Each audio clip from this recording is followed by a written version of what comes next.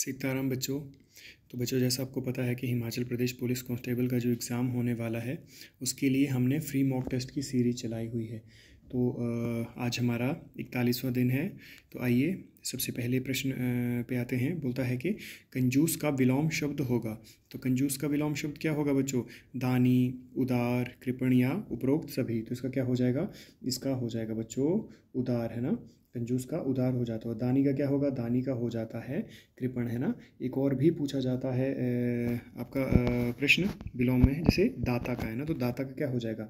दाता का हो जाएगा याचक, है ना। ये भी थोड़ा सा ध्यान रखना है। ठीक है, अगला प्रश्न करते हैं। बोलता है आंख मिलाना मुहावरे का अर्थ है। तो आंख मिलाना मुहावरे का अर्थ क्या होगा? प्यार होना, सामना करना, इशारा करना या उपरोक्त सभी। तो इसका क्या हो जाएगा? इसका हो जाएगा आंख मिलाना मतलब सामना करना, है ना। ठीक है, अगला प्रश्न करते हैं। बोलता है जो आगे की बात को सोचता हो के लिए एक शब्द होगा। तो क्या होगा बच्चों? भविष्यवेता, अग्रसोची, प्रकालिक या उपरोक्त में से कोई नहीं। तो जो आगे की बात सोचता हो उसके लिए क्या बोलेंगे? इसके लिए बोलेंगे उपरोक्त में से कोई नहीं। क्यों? क्योंकि ये यहाँ अग्रशोची होता है ना, अग्रसोची नहीं होता है। ठीक है, अग्रशोची होता है। और यहाँ घुमाने के लिए आपको क्या है कि गलत दे दिया था, है ना। अग्रशोची होता है ना कि अग्रसोची, है ना। तो इसका याद रखना, ये पूछा गया प्रश्न है। ये जितने भी हैं बच्चों आपके पूछे गए प्रश्न हैं ना, मैं खुद से नहीं लेकर आता हूँ। ठीक है, निम्न में से संबंध बोधक शब्द कौन सा है? तो कौन सा है संबंध बोधक? कम, थोड़ा, साधु की तरह या फिर उसका। तो कौन सा आपका ऐसा शब्द है जो संबंध बोधक है? तो इसका हो जाएगा बच्चों ऑप्शन डी, है ना। यहाँ आपको शब्द पूछा है ना कि वाक्य या वाक्यांश पूछा है ना। तो इस पर ध्यान देना है कि क्वेश्चन क्या पूछ रहा है। समझ गए? ठीक है, अगला प्रश्न करते हैं। बोलता है गणना के अनुसार संज्ञा के कितने भेद हैं? तो गणना के अनुसार संज्ञा के कितने भेद हैं? 2, 3, 5 या 6। तो इसका हो जाएगा बच्चों 3, है ना। गणना के अनुसार आपका व्यक्तिवाचक, गणनीय और अगणनीय, है ना। ये आपके 3 भेद हो जाएंगे। अगला प्रश्न करते हैं। बोलता है अपनाना क्रिया किससे मिलकर बनी है? तो जो अपनाना क्रिया है वो किससे मिलकर बनी है? संज्ञा, सर्वनाम, विशेषण और क्रिया विशेषण। तो इसका क्या हो जाएगा बच्चों? यहाँ आपने देखना है कि अपनाना, तो ये किससे मिलकर बनी है? ये अपना से मिलकर बनी है ना। अपना से मिलकर ही अपनाना क्रिया बनी है। तो अपना क्या है? अपना आपका सर्वनाम है ना। और इसमें संज्ञा, विशेषण और क्रिया विशेषण तो है नहीं। तो क्या हो जाएगा? ये आपका सर्वनाम हो जाएगा। अगला प्रश्न करते हैं। बोलता है रिज का विलोम होगा। तो रिज का विलोम क्या होगा? वृत्त, वक्र, ध्वज या त्रिभुज। तो इसका क्या हो जाएगा बच्चों? ये रिज का हो जाएगा वक्र, है ना। अगला प्रश्न करते हैं। बोलता है ह का उच्चारण स्थान होगा। तो ह का उच्चारण स्थान क्या होगा बच्चों?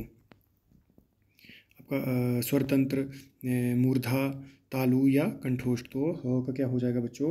ह का हो जाएगा स्वरतंत्र। स्वरतंत्र माने कंठ, है ना। इसी स्वरतंत्र को ही कंठ बोला जाता है। ठीक है।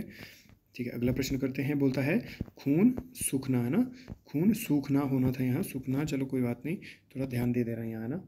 खून सूखना का मतलब क्या होगा? खून सूखना मुहावरे का अर्थ होगा ईर्ष्या होना, डर जाना, बीमार पड़ जाना या गलत कार्य में संलिप्त। तो खून सूखना का मतलब है डर जाना, है ना। आज बहुत ही इजी क्वेश्चन है। मुझे लगता है कि अब कंटेंट भी देखो ख़त्म है, तो कितने ही प्रश्न मैं लेके आऊँगा, है ना। अब हाँ, कल वाले थे, हाँ कुछ प्रश्न बीच बीच में बहुत अच्छे मिल रहे हैं और कुछ क्वेश्चन बहुत ही नॉर्मल तरीके के मिल रहे हैं, पर ये पूछे गए हैं बच्चों, है ना। इनको ऐसे मत समझना। बोलता है निम्न में से उद्धरण चिन्ह कौन सा है? तो उद्धरण चिन्ह कौन सा है बच्चों? पहला है, ए है, बी है, सी है या फिर डी है। तो इसका हो जाएगा ऑप्शन बी, है ना। उद्धरण क्या होता है? किसी बात को, किसी सेंटेंस को उद्धृत करने के लिए जिनका प्रयोग किया जाता है ना, जिन शब्दों या जिन वाक्यों को उद्धृत करने के लिए इनका प्रयोग किया जाता है, वही उद्धरण चिन्ह कहलाते हैं ना। ठीक है। और ये क्या कहलाता है? ये आपका योजक चिन्ह कहलाता है। इसको क्या बोलते हैं? इसको बोलते हैं बच्चों आपका अर्धविराम, है ना। अर्धविराम। और इसको क्या बोलते हैं? इसको बोलते हैं पूर्ण विराम, है ना। इसमें थोड़ा सा ये चीज़ याद रखनी, क्योंकि देखो पूछ भी सकता है ना। और जो ये है इसको क्या बोलते हैं? इसको बोलते हैं आपका अल्प विराम, है ना। और बाकी तो आपको देखो प्रश्नवाचक और विस्मयादि बोधक का तो पता ही है ना। तो थोड़ा सा इन पर ध्यान देना, क्या पता पूछ ले, है ना। बोलता है जो छाती के बल चलता है ना, जो छाती के बल है ना, छाती के बल चलता हो के लिए एक शब्द है, जो छाती के बल चलता हो उसके लिए क्या बोलेंगे? स्थलचर, जलचर, उर्ग या स्तनपायी। तो उसको क्या बोलेंगे बच्चों? इसको बोलेंगे उर्ग। अगला प्रश्न करते हैं, बोलता है जो बाद में अधिकारी बने के लिए एक शब्द, जो बाद में अधिकारी बने उसके लिए क्या बोलेंगे? उत्तराधिकारी, नवशासक, परशासक या नवाधिकार। तो इसको बोलेंगे जो बाद में उत्तराधिकारी बने उसको बोलेंगे उत्तराधिकारी, है ना, अधिकारी बने उसको उत्तराधिकारी। उत्तर क्या होता है? उत्तर बाद होता है ना, और अधिकार, उत्तर प्लस अधिकार, ठीक है। अगला प्रश्न करते हैं, बोलता है पश्चात का विलोम होगा। तो पश्चात का विलोम क्या होगा? इसका हो जाएगा बच्चों पूर्व, है ना। अगला प्रश्न करते हैं, घास खाना मुहावरे का अर्थ है। तो घास खाना मुहावरे का अर्थ क्या हो जाएगा बच्चों? अत्यंत गरीब, भुखमरी से मरना, तुच्छ काम करना या फिर कंगाल होना। तो घास खाना मुहावरे का अर्थ हो जाएगा आपका तुच्छ काम करना, है ना। अगला प्रश्न करते हैं, बोलता है घड़ी में तोला, घड़ी में माशा का अर्थ क्या होगा? तो इसका हो जाएगा बच्चों जरा सी बात पर खुश और नाराज होना, है ना। अगला प्रश्न करते हैं, अचानक वर्षा होने लगी, रेखांकित शब्द में कौन सा क्रिया विशेषण है? तो कौन सा क्रिया विशेषण है बच्चों?